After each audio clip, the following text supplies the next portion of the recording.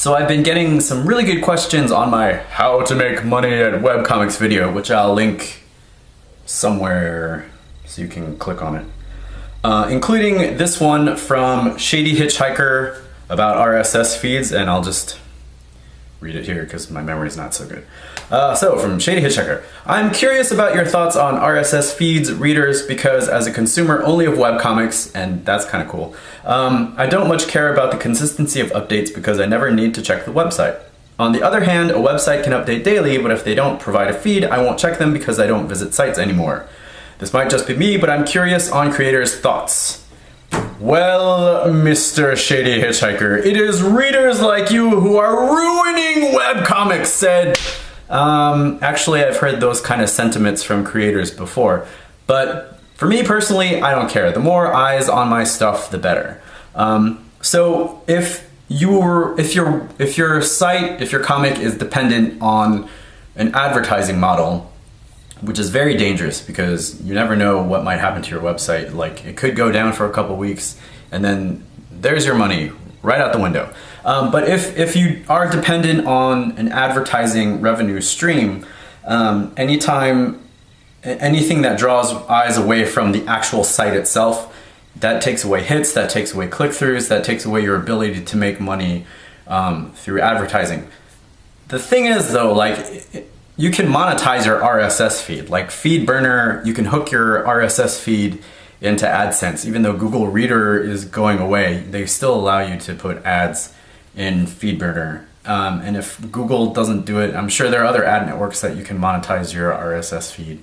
And but really, like, if your subscriptions, if your RSS subscriptions are anything like on my site, it's a fraction of the audience. It's a very small fraction of the audience. So like, okay, so maybe you have like a couple hundred subscribers to the RSS feed only for your comic.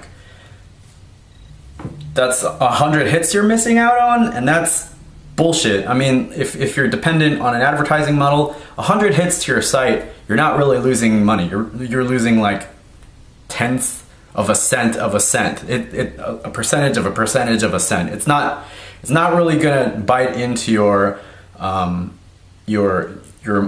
revenue stream. Like the number of people who actually visit your site will probably far outpace the number of people who are subscribing to your RSS feed. Now the thing about people who subscribe, and I have no factual basis for this assumption. This is just me supposing. But who's to say that these aren't, rabid webcomic fans? Like this person, Shady Hitchhiker. This person says that all they do is consume webcomics. That's fucking awesome. That is the exact kind of reader that you want. Sure, they're not clicking on your site and your site numbers aren't ticking up because of that, but this is the type of reader who would be interested in any ancillary products or any of your appearances.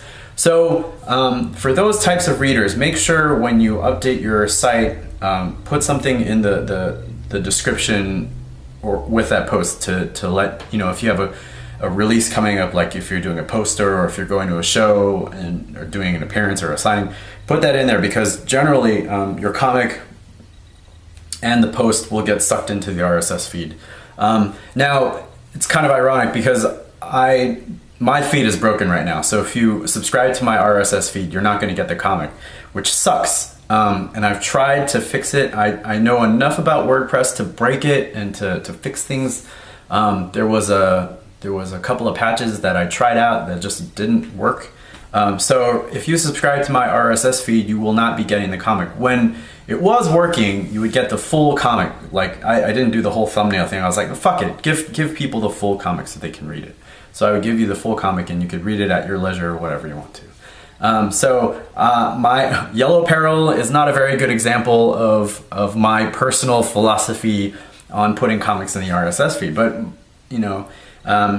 I do have plans on revamping the site and maybe trying to figure out how to fix that because it's really fucking annoying.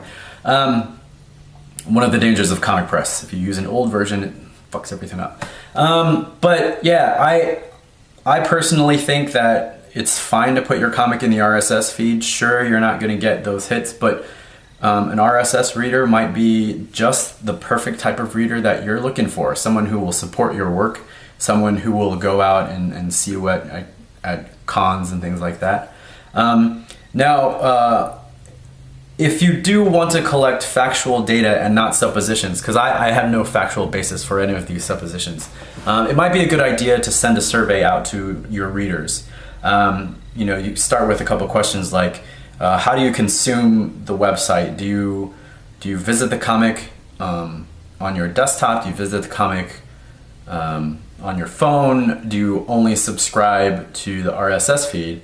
And then you can ask, have you purchased anything from me within the past 3 months or whatever? And that will give you some general data on which readers are engaging with you in terms of